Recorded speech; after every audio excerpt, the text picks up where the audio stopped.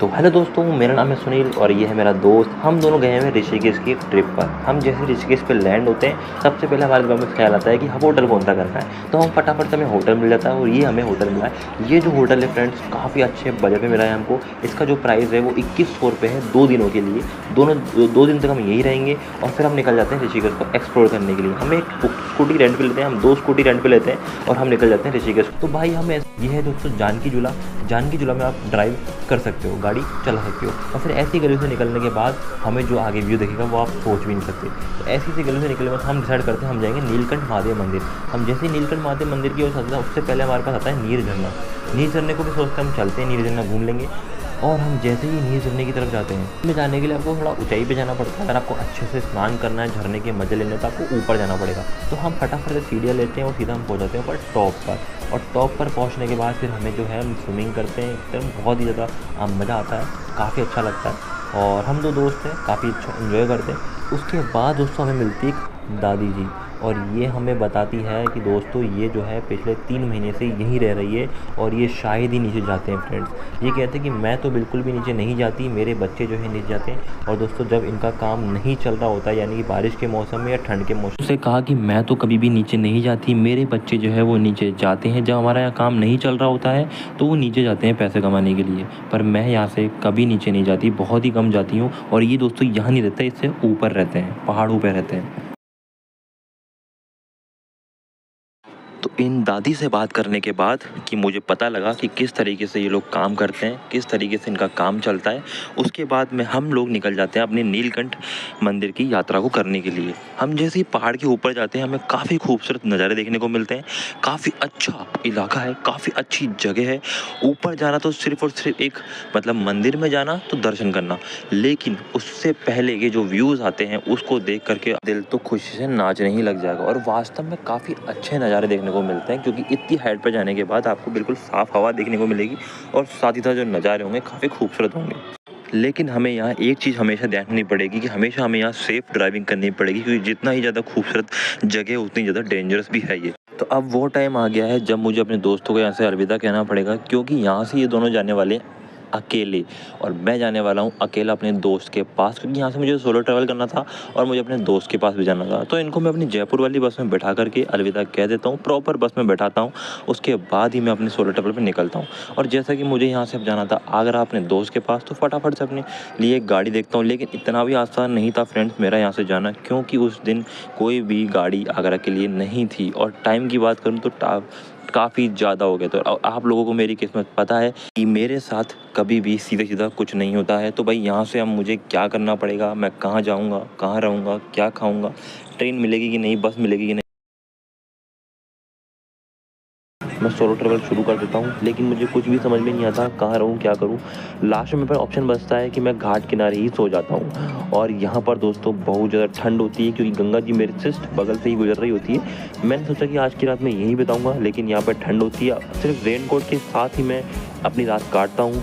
और जैसे ही सुबह होती है दोस्तों, मुझे सबसे पहले लगती है भूख, क्योंकि मैंने पूरी रात कुछ भी नहीं खाया था। तो सुबह होती है, सबसे पहले मैं ढाबा ढूंढता हूँ, खाना खाता हूँ। उसके बाद मैं रेलवे स्टेशन जाकर सबसे पहले टिकट खरीदता हूँ और टिकट खरीदने के बाद अपना ट्रेन का वेट करता हूँ। मेरी जो ट्रेन है फ्रेंड्स 6:30 बजे आती है, और अभी जो टाइम हो रहा है वो मैं आपको बताता हूँ कितना हो रहा है, 5:24। मेरी ट्रेन को जो है समथिंग 1 घंटा बचा है, क्योंकि मैं 1 घंटा यहाँ काट लूँगा और देखते हैं कि मेरी ट्रेन जो है टाइम पर आती है कि नहीं। मेरी ट्रेन टाइम पर आ जाती है, लेकिन मेरे साथ कुछ ऐसा होता है जो मैंने कभी सोचा भी नहीं था। मुझे ट्रेन के बीच में ही उतार दिया जाता है। कुछ दूरी पर चलते ही ट्रेन से मुझे उतार दिया जाता है। हम सबको उतार दिया जाता है, क्योंकि हमारे पास सबके पास टिकट था। लेकिन फिर भी पता नहीं क्यों हमें बोला गया कि आपकी जो ट्रेन है वो आधे घंटे बाद आएगी, लेकिन वो ट्रेन आधे घंटे बाद नहीं आती। ओ भाई साहब, अभी जस्ट मैं इधर ट्रेन चेक कर रहा हूँ, और भाई ट्रेन चेक करने पे मुझे क्या पता लगता है, जिस ट्रेन को उन टीटी भाई साहब ने कहा कि आधे घंटे बाद आपको मिल जाएगी, और जब मैं चेक करता हूँ तो भाई वो ट्रेन 2 घंटे लेट है। 2 घंटे में यहाँ कहाँ से क्या करूँगा मुझे नहीं पता, लेकिन लिटरली मैं उस टाइम में डिसाइड करता हूँ कि मैं इस रेलवे स्टेशन को छोड़ूंगा और फिर यहाँ से मैं लिफ्ट लेकर जाऊँगा। लिटरली मुझे पहले लिफ्ट मिल भी जाती है। मुझे लिफ्ट मिली थी ये मुझे हाईवे से थोड़ी दूर पहले की मिली थी, लेकिन उसके बाद दोस्तों कुछ ऐसा हो जाता है कि मुझे कोई लिफ्ट मिलती ही नहीं है। मैंने ये सोचा था कि यहाँ से मैं लिफ्ट लेकर के सीधा दिल्ली जाऊँगा, फिर दिल्ली से ट्रेन पकड़ लूँगा आगरा की, लेकिन किस्मत तो कुछ और ही मंजूर था, मुझे कोई भी लिफ्ट नहीं मिलती। और फिर मैं डिसाइड करता हूँ कि वापस कब मुझे फिर वहाँ से दिल्ली की डाइट तो मुझे लगता नहीं है, क्योंकि दिल्ली यहाँ से समथिंग 175 किलोमीटर दूर है। और तो अब आगे मुझे ट्रेन मिलेगी कि नहीं, क्या होगा, ये तो मैं आपको नेक्स्ट पार्ट में बताऊंगा। अभी इस चैनल को सब्सक्राइब करें, लाइक करें।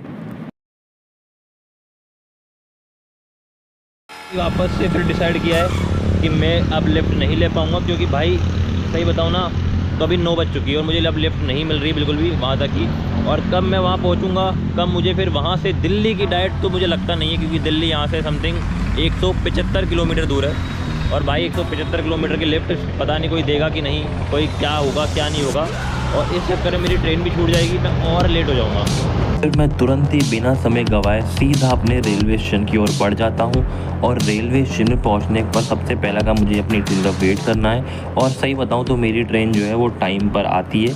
हाँ जी बिल्कुल, ये मेरी ट्रेन नहीं है, जो इसके बाद जो मेरी ट्रेन आएगी वो मेरी ट्रेन होगी। तो सही बात है, टाइम पर मेरी ट्रेन आ जाती है और मैं उसमें बैठ भी जाता हूँ। लेकिन सबसे दिक्कत की बात वो यही थी यहाँ कि ये जो ट्रेन थी काफ़ी खाली थी, काफ़ी अच्छी ट्रेन थी, मतलब काफ़ी मज़ा आया सफ़र करने में, बिल्कुल खाली ट्रेन मिली मुझे।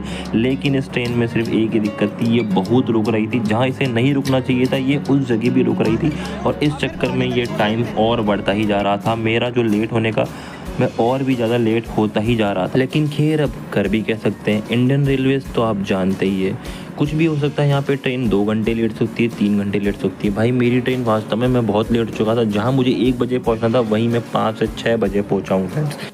सही बताऊं तो मैंने सुबह से इतने स्टेशन देख लिए थे जितने कि मैंने अपनी पूरी लाइफ में अभी तक नहीं देखे। इतने स्टेशन पे ये रुकी, हर एक छोटे से छोटा स्टेशन इसने नहीं देखा, जितने भी स्टेशन इसको देखे वो सारी जगह पर रुकी है ट्रेन। और इस चक्कर में बहुत लेट हो गया। आखिरकार मैं दिल्ली पहुंच ही गया, ये दिल्ली जंक्शन है। लेकिन अब मुझे यहाँ से आगरा की डायरेक्ट कोई ट्रेन मिल ही नहीं रही थी। मैंने बहुत कोशिश करी, फिर मैंने डिसाइड किया कि नहीं अब मैं जाऊँगा सिर्फ बस से।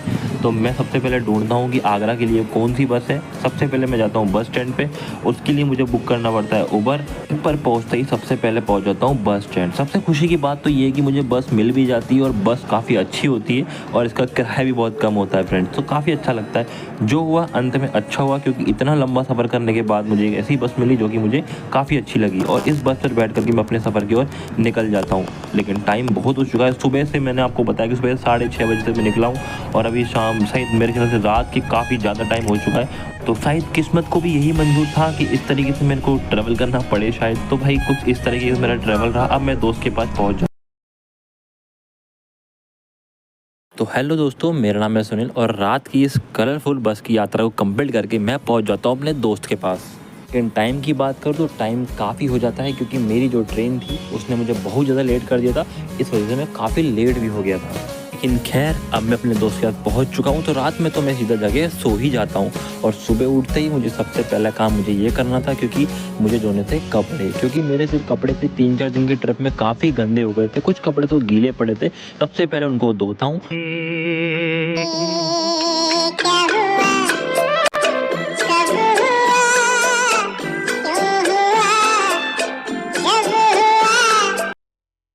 ये है मेरा दोस्त जो कि आगरा में रूम लेकर रहता है और दोस्तों ये करता है पढ़ाई, मतलब ये कर रहा है गवर्नमेंट जॉब की तैयारी। और मैं चाहता हूँ कि बहुत जल्दी ये सेलेक्ट भी हो जाए। और हम दोनों जब भी मिलते हैं बहुत खुश रहते हैं, बहुत हैप्पी रहते हैं। हम लोग एक दूसरे से बहुत ही कम मिलते हैं, बहुत ही कम, क्योंकि ये वहाँ रहता है और मैं रहता हूँ जयपुर। तो हम दोनों की मुलाकात बहुत ही कम होती है, लेकिन जब भी होती है तो हम दोनों काफ़ी हैप्पी रहते हैं। तो भाई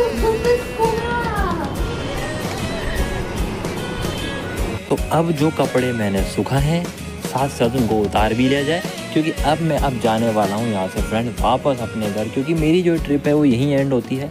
क्योंकि अब कुछ ऐसे रीज़न थे जिससे कि मुझे घर जाना पड़ा। अब मिलेंगे।